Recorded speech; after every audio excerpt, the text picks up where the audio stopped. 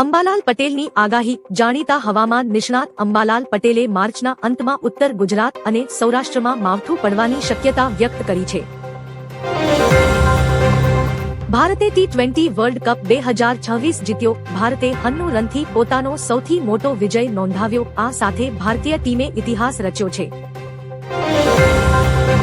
મહિલા દિવસની ઉજવણી. વિશ્વ મહિલા દિવસ નિમિત્તે પીએમ મોદી અને રાષ્ટ્રપતિ મુર્મુએ દેશની નારી શક્તિને અભિનંદન પાઠવ્યા અને મહિલા સશક્તિકરણ પર ભાર મૂક્યો. અરવિંદ કેજરીવાલનું નિવેદન. કેજરીવાલે ભાજપ પર પ્રહાર કરતા કહ્યું કે ભાજપ મને ચોર કહે છે પરંતુ કોર્ટે મને ઈમાનદાર સાબિત કર્યો છે.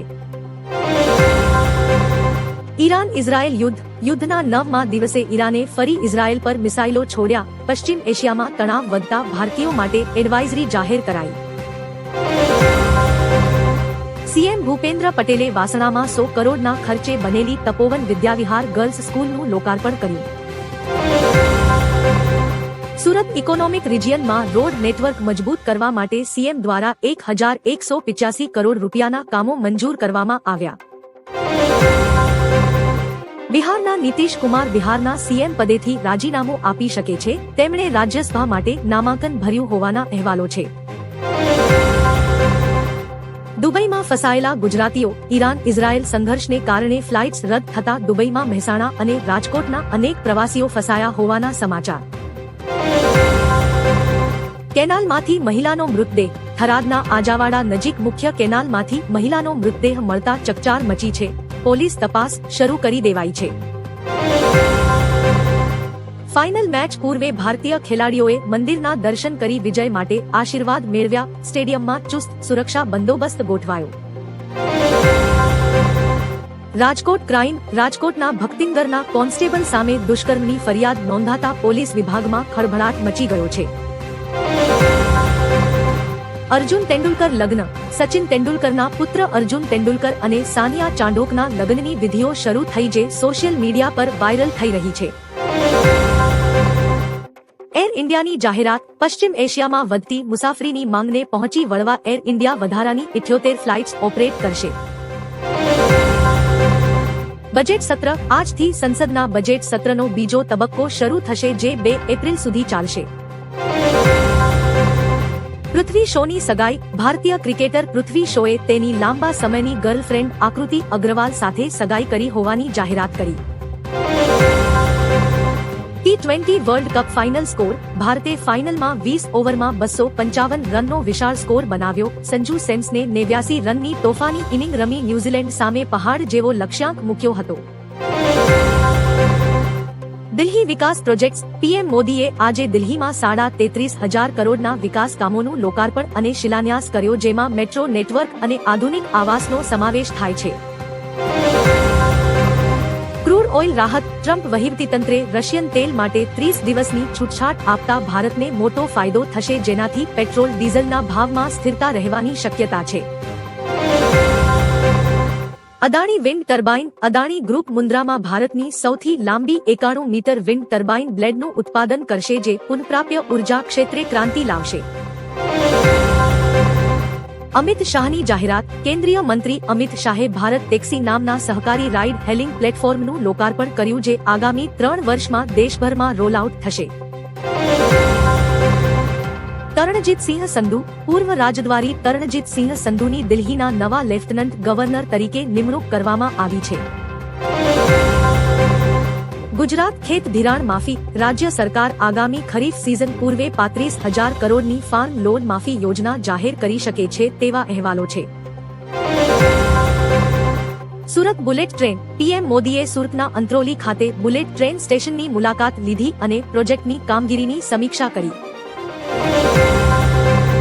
Gujarat internet connectivity. ગુજરાત સરકારે રાજ્યમાં હાઈ સ્પીડ ઇન્ટરનેટ માટે એલોન મસ્કની સ્ટારલિંક સાથે લેટર ઓફ ઇન્ટેન્ટ પર હસ્તાક્ષર કર્યા છે.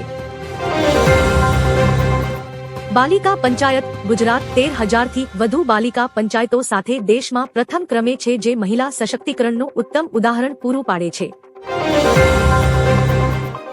જામનગર મેડિસિટી. જામનગર અને કલોલ પાસે 13,000 કરોડના ખર્ચે ઇન્ટરનેશનલ મેડિસિટી સ્થાપવાની જાહેરાત કરવામાં આવી છે.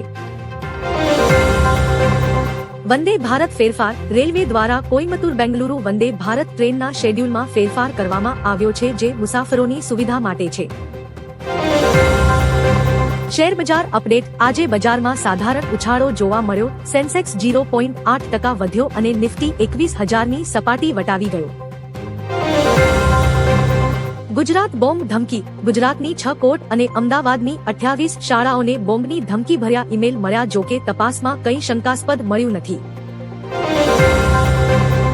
રામ રહીમ નિર્દોષ. પંજાબ અને હરિયાણા હાઈકોર્ટે પત્રકાર છત્રપતિ હત્યા કેસમાં રામ રહીમને નિર્દોષ જાહેર કર્યો છે.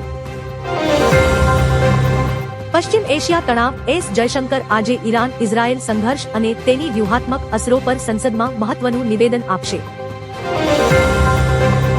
Narendra Modi stadium Housefull. T20 world cup final જોવા માટે સ્ટેડિયમમાં 1.10 લાખથી વધુ પ્રેક્ષકો ઉમટ્યા. અમદાવાદમાં જબરદસ્ત ક્રિકેટ ફીવર જોવા મળી રહ્યો છે. અંબાલાલ પટેલની આગાહી મુજબ ગુજરાતમાં કાળઝાળ ગરમી વચ્ચે વાતાવરણમાં પલટો આવશે અને કરા સાથે વરસાદ પડી શકે છે. T20 world cup final. અમદાવાદના નરેન્દ્ર મોદી સ્ટેડિયમમાં આજે ભારત અને ન્યૂઝીલેન્ડ વચ્ચે રમાશે final match. Team India Ahmedabad પહોંચી. સૂર્યકુમારની પ્રેસ કોન્ફરન્સ. ફાઇનલ મેચ પૂર્વે કેપ્ટન સૂર્યકુમાર યાદવે અમદાવાદમાં પત્રકાર પરિષદ સંબોધી વિજયનો વિશ્વાસ વ્યક્ત કર્યો. સુરત દુર્ઘટના. પાંડેસરાની પારસ પ્રિન્ટ મિલમાં ઈટીપી ટાંકી સાફ કરવા ઉતરેલા 3 શ્રમિકોના ગુંગળામણથી મોત. પરિવારે વળતરની માંગ કરી.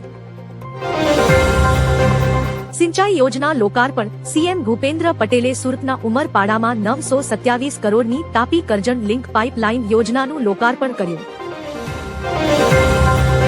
ચારધામ યાત્રા 2026. ઉત્તરાખંડ ચારધામ યાત્રા માટે આજથી ઓનલાઈન રજીસ્ટ્રેશન પ્રક્રિયાનો પ્રારંભ થયો. શ્રદ્ધાળુઓમાં ભારે ઉત્સાહ. ગાંધીનગર આત્મહત્યા. ગાંધીનગર મનપાની 2 મહિલા કર્મચારીઓએ જીવન ટૂંકાવ્યું. પોલીસ દ્વારા તપાસ તેજ કરવામાં આવી. એટીએસની મોટી કાર્યવાહી. ગુજરાત એટીએસ એ નશીલી દવાઓના આંતરરાષ્ટ્રીય નેટવર્કનો પર્દાફાશ કરી કરોડોનું ડ્રગ્સ ઝડપી પાડ્યું. મોંઘવારીનો માર. લાલ મરચાના ભાવમાં 40%નો વધારો થતા ગૃહિણીઓનું બજેટ ખોરવાયું. પ્રતિ કિલો ભાવ 700 ને પાર. Ahmedabad siren test. Lal Darwaja home guard ભવન ખાતે નાગરિક સંરક્ષણ તંત્ર દ્વારા ઇમરજન્સી સાયરનનું ટેસ્ટિંગ કરાયું. મહિલા દિવસની પૂર્વ સંધ્યા. 8 માર્ચ મહિલા દિવસ નિમિત્તે ગુજરાતની વિવિધ યુનિવર્સિટીઓમાં નારી શક્તિના સન્માનના કાર્યક્રમો યોજાયા. જૂનાગઢ દબાણ હટાવો. માંગનાથ રોડ પર ટ્રાફિક સમસ્યા નિવારવા મનપાએ પોલીસ પ્રોટેક્શન સાથે મોટા પાયે દબાણ દૂર કર્યા. દુનિયાના મુખ્ય સમાચાર. ઈરાન ઇઝરાયેલ તણાવ. ઇઝરાયેલના હુમલા બાદ ઈરાને અમેરિકા સમક્ષ શરતી માફી અને હુમલો ન કરવાની તૈયારી દર્શાવી. ક્રૂડ ઓઇલની રાહત. રશિયા ભારતને 95 લાખ બેરલ કાચું તેલ આપશે. મધ્ય પૂર્વના તણાવ વચ્ચે ભારત માટે મોટા સમાચાર. એલપીજી ભાવ વધારો. ઈરાન અમેરિકા સંઘર્ષની અસર. આંતરરાષ્ટ્રીય બજાર પર પડતા ગેસના ભાવમાં વધારાની શક્યતા. બીએપીએસ મંદિર બંધ. ઈરાન પરના હુમલા બાદ સુરક્ષાના કારણોસર અબુ ધાબીનું હિન્દુ મંદિર 9 માર્ચ સુધી બંધ રાખવાનો નિર્ણય. વંતારા પ્રોજેક્ટ. મહારાષ્ટ્ર સરકાર 50 દીપડાઓને જામનગર સ્થિત રિલાયન્સ ફાઉન્ડેશનના વંતારા ફેસિલિટીમાં મોકલશે. વન્યજીવ સંરક્ષણ માટે લેવાયો મોટો નિર્ણય. ધારાસભ્યનું નિધન. આણંદની ઉમરેઠ બેઠકના ભાજપના ધારાસભ્ય ગોવિંદભાઈ પરમારનું લાંબી માંદગી બાદ નિધન. પીએમ મોદીએ સોશિયલ મીડિયા પર શોક વ્યક્ત કર્યો. T20 special train. World cup final જોવા જનારા ક્રિકેટ પ્રેમીઓ માટે રેલવેએ દિલ્હી અને મુંબઈથી અમદાવાદ માટે સ્પેશિયલ વર્લ્ડ કપ ટ્રેન દોડાવવાની જાહેરાત કરી. મહિલા સ્ટાર્ટઅપ. સીએમ ભૂપેન્દ્ર પટેલે ગુજરાત યુનિવર્સિટીમાં હર સ્ટાર્ટ 5 લોન્ચ કર્યું. મહિલા ઉદ્યોગ સાહસિકોને પ્રોત્સાહન આપવા રિસર્ચ પાર્કનું ઉદ્ઘાટન કરાયું. સેમિકન્ડક્ટર રોકાણ. જાપાન અને દક્ષિણ કોરિયાની કંપનીઓ દ્વારા ગુજરાતના સેમિકન્ડક્ટર સેક્ટરમાં 1600 કરોડના નવા રોકાણની દરખાસ્ત રજૂ કરવામાં